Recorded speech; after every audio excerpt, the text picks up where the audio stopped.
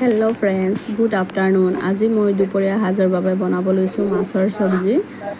माछखिनित हालधि निमख दी भालके सानी लम। सानी हो जा पाছত केराहीखन पाति दिम। केराहीखन पाति दिया पाছত केराही गरम हो गले ताते तेल दी दिम।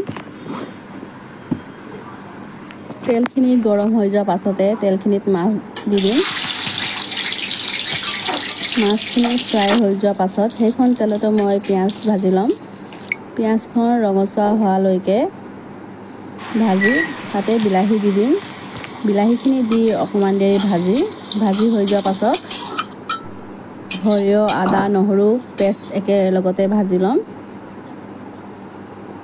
ভাজি হৈ যোৱাৰ পাছতে মছলা দি কিনে আৰু অকণমান দেৰি ভাজি ল'ম।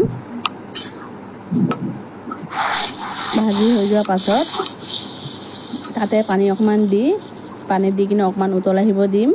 উতল আহি যোৱাৰ পাছত তাতে মাছখিনি দি আৰু অকণমান দেৰি উতল আহিব দিম। উতল আহি যোৱাৰ পাছত ধনিয়া পাত দি অকণমান দেৰি উতল আহি মোৰ চব্জি ৰেডি হৈ যাব। Okay guys, bye bye. আজি ফাৰ্ষ্ট ভইচ ব্লগ দিছোঁ। ভাল হৈছে নে বেয়া হৈছে আপোনালোকে কমেণ্ট কৰি জনাব। Okay, bye bye.